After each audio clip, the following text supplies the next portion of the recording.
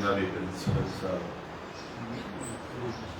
मेरे मुअज़्ज़ज़ रफ़ाक़ाए कार और अज़ीज़ तलबा, आप सबका यहाँ आने का शुक्रिया अदा करता हूँ।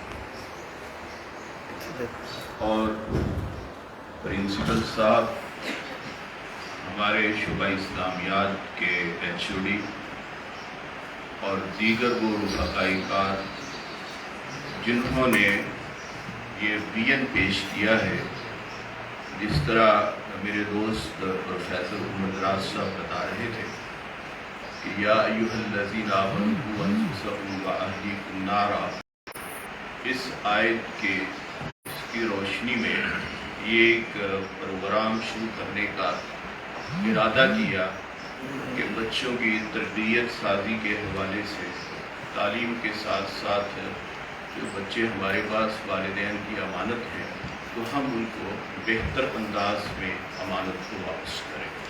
तो मैं तहसीन पेश करता हूँ प्रिंसिपल साहब को और हर उस शख्स को जिसने इस विज़न में हिस्सा लिया है। अल्लाह ताला हम सब की इस काविश को कबूल फरमाए। औज़ु बिल्लाहि मिनश शैतानिर रजीम, बिस्मिल्लाहिर्रहमानिर्रहीम। या अय्युहल्लज़ीना आमनू कुतिबा अलैकुमुस्सियाम कमा कुतिबा अलल्लज़ीना मिन क़ब्लिकुम लअल्लकुम तत्तक़ून। ईमान वालो, तुम पर रोज़े लिख दिए गए, फ़र्ज कर दिए गए, जिस तरह तुमसे पहले लोगों पर फ़र्ज किए गए, ताकि तुम मुत्तकी बन जाओ। ये आयत माह रमज़ान के हवाले से बुनियादी किरदार अदा करती है। आज का हमारा जो मौजू मुझे जिस पर गुफ्तगू करने के लिए कहा गया है, वो है रोज़ा और तामीर सीरत। रोज़े के हवाले से रोज़े के किरदार की शक्ल में अपनी सीरत को बनाना, अपने तरबियत को, अखलाकियात को दुरुस्त करना। सीरत साजी ये सबसे मुश्किल काम है। अल्लाह रब्बुल इज़्ज़त ने अंबियाए किराम को इसी मकसद के लिए भेजा कि लोगों को ये बताएं कि क्या करना है, क्या नहीं करना। ये जो अल्लाह ताला ने इंसान को आज़ाद दिए हैं, अल्लाह ताला ने आज़ाद के इस्तेमाल का तरीक़ेकार भी बताया है। और अल्लाह ने फरमाया लक़द कान लकुम फ़ी रसूलिल्लाहि उस्वतुन हसना, मेरे नबी को देखते जाओ और अपनी इस्लाह करते जाओ, अपने किरदार पे नज़र करते जाओ। यही असल मिशन है। अल्लाह रब्बुल इज़्ज़त ने ये सिर्फ इंसान के लिए सीरत साजी का ये जो मेयार कायम किया है, ये सिर्फ इंसानों के लिए है, वरना ये जितने हैवान हैं, जानवर हैं, जो भी है, इनके लिए कोई स्पेशल इंतज़ाम नहीं है। ये इंसान के लिए है। इंसान की तरबियत के लिए, सीरत साजी के लिए दरसगाहें कायम हैं। और यहाँ एक बड़ी अहम बात ये है कि जब तक हमारी तारीख में दरसगाहों में तालीम के साथ साथ तरबियत का मेयार कायम रहा, कोशिशें की जाती रही, ये उम्मत सबसे आगे गई। जब से ये तरबियत का पहलू कमज़ोर हो गया, तो फिर गैर मुस्लिम हम पर हावी होना शुरू। और फिर क्या हुआ? फिर ज़ाहिरी, नफ्सियाती, जिस्मानी हर किस्म की गुलामी हमारा मुकद्दर है। और इस गुलामी से निकलने के लिए आज भी हमारे पास तालीम के साथ साथ तरबियत का पहलू, अगर हम इस पे अमल करें तो दोबारा हम अपनी फॉर्म में वापस आ सकते हैं। یہاں لفظ صوم، سیام اور عربی میں ایک لفظ صائم استعمال. پروفیسر اسرار مادیہ صاحب کے ساتھ میں کل تبادلہ خیال کر رہا تھا تو انہوں نے مجھے ایک نئی چیز بتائی جس کا اظہار کرتے ہوئے میں کوئی آر محسوس نہیں. صوم کا مطلب تو ہم پڑھتے تھے، سیام بھی یہ مصدر کی شکل میں جب استعمال ہوتا ہے. ایک تیسرا لفظ صائم جو ہے، اس کی جو توجیہ ہے وہ مجھے کل پتہ چلا. صوم کا معنی اپنے آپ کو صبح سے لے کر شام تک کھانے پینے اور ازدواجی تعلق سے روکنا ہے. اور سیام اگر مصدر میں لیا جائے تو اس کا مطلب ہے اللہ تعالیٰ نے جو پارٹس آف باڈی ہمیں دیے ہیں ان کا استعمال کس طرح کرنا ہے کہ زبان کو ہر اس چیز سے روکنا ہے جو چیز اللہ اور اس کے رسول کے منشا کے خلاف ہے، اور خصوصاً رمضان کے مہینے میں روزے کے آداب کے خلاف. زبان کے بارے میں رسول کریم صلی اللہ علیہ وسلم نے ارشاد فرمایا، میں یضمن لی اثنین اضمن لہ الجنہ، جو بندہ جو انسان مجھے دو چیزوں کی ضمانت دے دے، میں محمد صلی اللہ علیہ وسلم اس کو جنت کی ضمانت دیتا ہوں. یہ گارنٹی رسول کریم صلی اللہ علیہ وسلم نے. ما بین فخذیہ و ما بین لحییہ و ما بین فخذیہ، جبڑوں کے درمیان زبان پہ کنٹرول کر لے، رانوں کے درمیان شرمگاہ پہ کنٹرول. اور فرمایا المسلم من سلم المسلمون من لسانہ و یدہ، مسلمان ہونے کی نشانی یہ ہے کہ اس کی زبان اور اس کے ہاتھ سے دوسرے مسلمان محفوظ ہیں. دوسری بات، زبان کے ساتھ آنکھیں، کان ہیں، ہاتھ ہیں، پاؤں ہیں، یہ تمام چیزیں، ان تمام چیزوں سے مخلوق خدا کو دکھ نہ پہنچے اور انسان اپنی عاقبت کو بہتر انداز میں گزار سکے. اور ایک تیسرا لفظ ہے صائم. رسول کریم صلی اللہ علیہ وسلم نے ارشاد فرمایا، من صابہ احد فلیقل انی انا الصائم. اگر کوئی بندہ روزے دار سے جھگڑا کرنے کی کوشش کرے، اس کو گالی گلوچ کرے، تو وہ آگے سے مقابلہ بازی نہ کرے، بلکہ کہے کہ بھئی انی انا الصائم، میں تو صائم، میں تو صائم. صائم کون ہے؟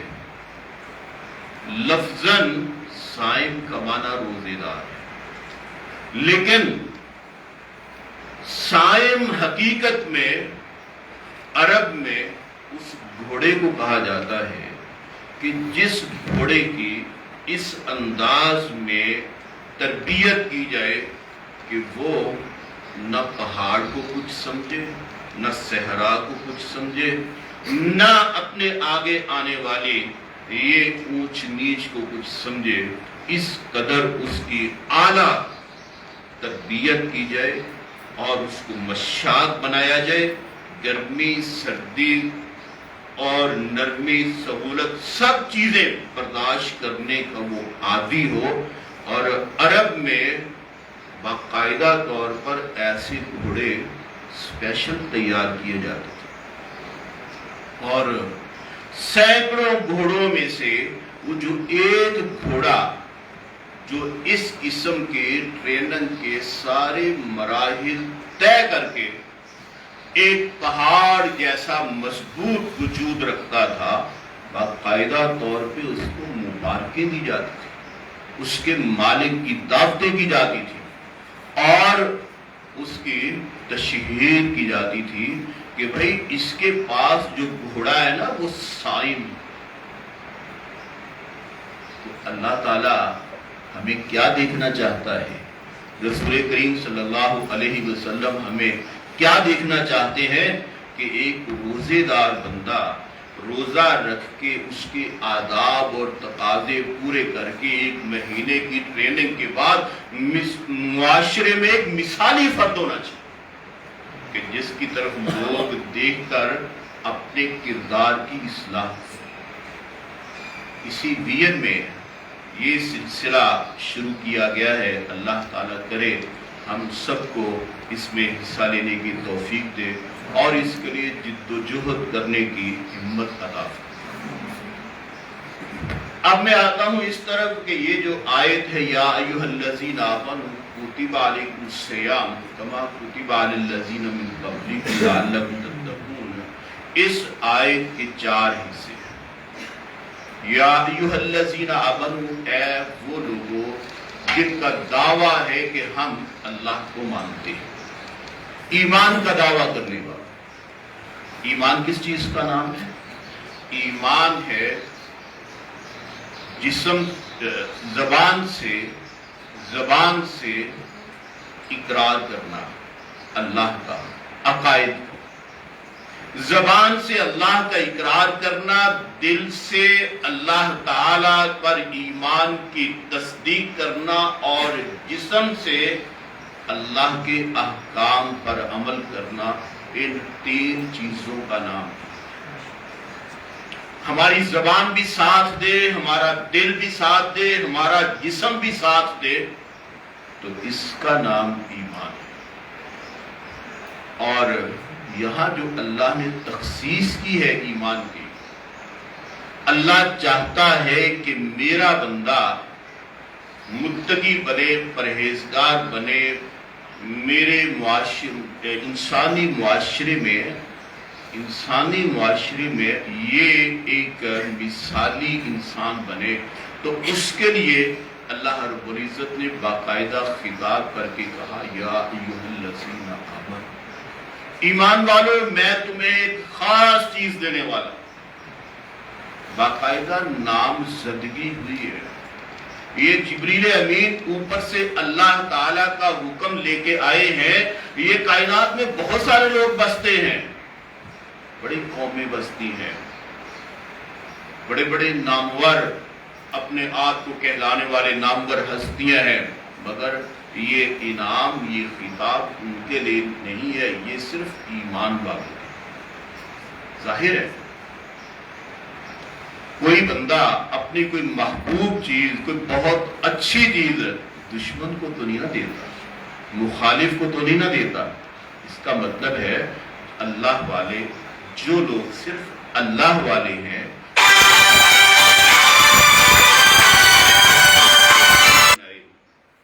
ایک حزب الشیطان ہے اور ایک حزب اللہ ہے۔ اسی طرح ایک اولیاء شیطان ہے، دوسرے اولیاء رحمان ہے۔ تو اللہ فرماتا ہے اولئک حزب اللہ الا ان حزب اللہ هم المفلحون، کامیاب صرف اللہ والا گروہ، کامیاب صرف اللہ والا گروہ ہوتا ہے۔ تو یہاں اللہ رب العزت نے صرف ایمان والوں کو مخاطب کیا ہے کہ جو میں اب تمہیں انعام دینے والا ہوں اس کے مستحق صرف وہ ہے جو مجھے مانتے ہیں۔ کرنا کیا ہے؟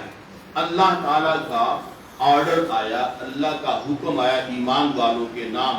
اللہ نے فرمایا کتب علیکم الصیام، ایمان والوں تمہیں کام کرنا ہے۔ وہ کام کیا کرنا ہے کہ میں نے تمہارے لیے ایک پروگرام بنایا ہے۔ وہ پروگرام یہ ہے کہ تم نے ایام معدودات، کچھ دن کے لیے کچھ پابندیاں اپنے اوپر لاگو کر دی۔ کچھ پابندیاں ہیں، تم نے ان کو اپنانا ہے، ان پر عمل کرنا ہے۔ اس کا رزلٹ کیا ہوگا وہ آگے جا کے فرمایا لعلکم تتقون، تاکہ تم متقی بنو۔ اور ساتھ ہی تسلی بھی دے دی کما کتب علی الذین من قبلکم، گھبرانا نہیں ہے، پریشان نہیں ہونا۔ یہ جو پہلے بھی میرے خاص بندے تھے، ان کو بھی میں نے یہ ٹریننگ کے بارے میں حکم دیا تھا اور انہوں نے یہ ٹریننگ کی ہے، اور تمہیں میں یہ ٹریننگ دینے کے بعد متقی بنانا چاہتا ہوں۔ اب متقی کیا ہے؟ متقی ہے احتیاط سے زندگی بسر کرنے والا، اپنے آپ کو بچا کے چلنے والا۔ حضرت ابیش بن کعب اور حضرت عمر رضی اللہ تعالی عنہما بیٹھے ہوئے تھے، تو حضرت عمر کہنے لگے ابیش، یہ جو قرآن پاک میں تقویٰ کا لفظ آتا ہے، متقی کا لفظ آتا ہے، یہ تقویٰ کس کو کہتے ہیں؟ حضرت ابیش کہنے لگے کہ حضرت آپ کبھی جھاڑیوں میں سے گزرے، کانٹے دار جھاڑیاں ہوتی ہیں، کبھی وہاں سے گزرے؟ کہا ہاں کئی دفعہ اتفاق ہوا۔ تو پھر کیسے گزرتے ہیں؟ کہتے ہیں میں اپنا دامن سمیٹ کے، اپنے کپڑوں کو سمیٹ کے گزرتا ہوں کہ کہیں میرا کپڑا کسی کانٹے میں الجھ کر پھٹ نہ جائے۔ گزرنا بھی ہے لیکن اپنے آپ کو بچا کے گزرنا ہے۔ تو کہتے ہیں اسی کا نام تقویٰ ہے۔ ہم گھر سے گزرتے ہیں، گھر سے نکلتے ہیں، اتنے قسم کے شیطان کے جال ہمارے سامنے آتے ہیں، لیکن ہم نے ان کو دیکھ کر رک نہیں جانا، ہم نے راستہ بھی طے کرنا ہے، اپنی منزل پہ بھی پہنچنا ہے۔ تو اس کے لیے اللہ تعالیٰ نے اور رسول اکرم صلی اللہ علیہ وسلم نے ہمیں ہدایت دی ہے، تم نے کیسے چلنا ہے، راستہ کیسے عبور کرنا ہے۔ وہ ساری ہدایت کی روشنی میں اگر ہم چلتے جائیں گے، منزل پہ تو ہر انسان پہنچ جاتا ہے، لیکن متقی انسان یہ ہوتا ہے کہ جو اپنے آپ کو گناہوں سے بچا کر آگے چلتا ہے۔ اللہ رب العزت نے فرمایا ان اللہ اشترى من المؤمنین انفسهم واموالهم بان لهم الجنہ، یقیناً اللہ تعالیٰ نے مومنوں سے ان کے مال اور ان کی جانیں خرید لی۔ اللہ نے سودا کر لیا ہے مومن سے کہ تیری جان اور تیرا مال یہ میرا بِأَنَّ لَهُمُ الْجَنَّةَ، اور میری جنت تیری۔ مطلب کیا ہے کہ تو نے اپنا مال میری مرضی کے مطابق خرچ کرنا، تو نے اپنے جسم کے اعضاء کو میری مرضی کے مطابق استعمال کرنا ہے، تو اس کے بدلہ میں میری جنت وہ تیری۔ یہ اصول ہے کہ جس بندے کو اللہ تعالیٰ نے دنیا میں اختیار دیا ہے، آخرت میں اس کو اختیار نہیں ہے۔ جس بندے نے دنیا میں اپنا اختیار استعمال کر لیا، اس کو آخرت میں اختیار، اس کا استعمال کا اختیار اس نے یہاں اپنی مرضی نہیں کی، اللہ اور اس کے رسول کی مرضی کے مطابق زندگی گزاری ہے، اپنی مرضی کے مطابق نہیں، اس کو وہاں ہر قسم کی مرضی کا اختیار ہو۔ وَلَهُمْ فِيهَا مَا يَشْتَهُونَ، جو من میں آئے گا جنت میں ملے گا۔ اللہ نے کہا آنکھیں نیچی کرو، اللہ نے کہا غلط نہیں سوچنا، اللہ نے کہا کسی کا ظلم کا ہاتھ نہیں ڈالنا، اللہ نے کہا غلط راستے پہ نہیں چلنا۔ اگر ہم یہاں اپنی مرضی کریں گے تو پھر یہ بھول جائے کہ وہاں بھی مرضی کے اختیار ہو۔ دوسری بات یہ، جو لوگ دنیا میں اپنی مرضی کر نہیں سکتے، مجبور محض ہیں، ان کا قیامت والے دن حساب نہیں ہوگا۔ حساب اس کا ہوگا جس کے پاس اختیار ہے۔ اب یہ گائے بھینسیں، یہ بکریاں، فرشتے اور یہ چاند، سورج، ستارے، سیارے، زمین، آسمان، پہاڑ، دریا، ان کے پاس اپنا کوئی اختیار نہیں، یہ اللہ کی مرضی پہ مجبور ہیں۔ کبھی سورج نے یہ نہیں کہا کہ آج میرا موڈ نہیں ہے، آج میں 1 گھنٹہ لیٹ آؤں گا۔ ہم کہتے ہیں، گھر بیٹھے فون کر دیتے ہیں، یہ آج میرا موڈ نہیں آنے کا۔ کیوں؟ اللہ نے ہمیں جزوی اختیار دیا ہے، ہم اپنا اختیار استعمال کر سکتے ہیں۔ یہ انسان اور جنوں کے علاوہ باقی کائنات کے پاس کوئی اختیار نہیں ہے. ان کے پاس اختیار نہیں ہے, ان کا حساب نہیں. انسان اور جنوں کو اللہ نے اختیار دیا ہے. سَنَفْرُغُ لَكُمْ أَيُّهَا الثَّقَلَانِ, انہی کا حساب ہو, انہی کا حساب ہو. تو اللہ رب العزت نے یا ایھا الذین آمنوا کہہ کر ہمیں یہ بتایا کہ چونکہ تمہارا دعویٰ ہے کہ ہم ایمان والے ہیں, اس لیے میرا حکم تمہارے لیے ہے. تو ایمان کا تقاضا یہ ہے کہ اللہ تعالیٰ کے احکامات پر عمل کیا جائے. تو یہ روزہ اللہ تعالیٰ کا حکم ہے. اور جب انسان روزہ رکھتا ہے تو پھر روزے کا تقاضا یہ ہے کہ اس کے آداب کو ملحوظ رکھا جائے, اس کی پابندیوں کو اپنایا جائے. جب انسان روزے کے تقاضے پورے کرتا ہے تو پھر روزے کا تقاضا یہ ہے کہ اس کو اس کا جو رزلٹ ہے, اس کی محنت کا صلہ ہے, وہ اس کو ملنا چاہیے. ہم جب دیکھتے ہیں روزے کے حوالے سے ایک ایسی حدیث ہمارے سامنے آتی ہے کہ رسول کریم صلی اللہ علیہ وسلم نے فرمایا, ایک حدیث قدسی ہے. حدیث قدسی اس کو کہتے ہیں کہ اللہ کا فرمان ہے لیکن نبی کی زبان سے جاری ہوا. فما الصوم لی وانا اجزی بہ, روزہ میرے لیے ہے اور میں ہی اس کی جزا دیتا ہوں. میں ذرا تھوڑا سا اس کا اپنے نقطہ نظر سے ترجمہ کرتا ہوں. الصوم لی وانا اجزی بہ, روزہ میرے لیے ہے, اس کی جزا بھی میں ہی دے سکتا ہوں.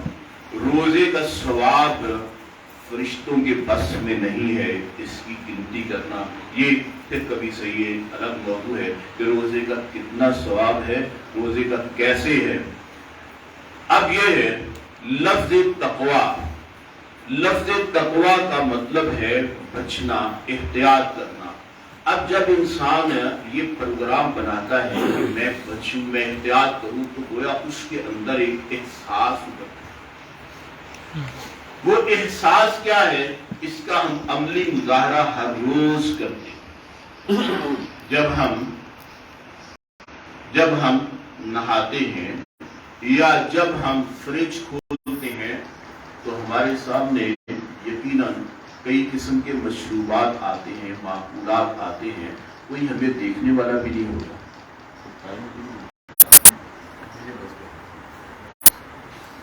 تو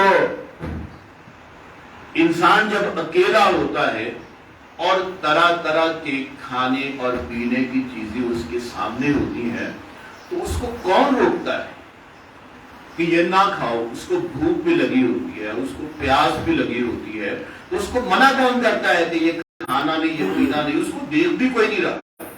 اس کے اندر ایک احساس, اور وہ احساس کیا ہے؟ وہ احساس یہ ہے کہ جس مالک نے مجھے اس کھانے پینے سے روکا ہے وہ مالک میرے ساتھ ہے, وہ مجھے واچ کر رہا ہے. اس نے کہا ہے کہ نہیں پینا, اس نے کہا ہے کہ نہیں کھانا. اگر میں کھاؤں گا یا پیوں گا, میرا مالک مجھ سے ناراض ہو جائے. میرا مالک میرے ساتھ ہے, مجھے دیکھ رہا ہے. تو بھائی یہی ایک احساس ہے. اگر ہم اس کو تعمیر سیرت کے حوالے سے دیکھیں تو انسان کو کبھی وہ کوئی انسان پروفیسر ہے, کوئی طالب علم ہے, کوئی کاشتکار ہے, کوئی صنعتکار ہے, کوئی دکاندار ہے, کوئی سیاستدان ہے.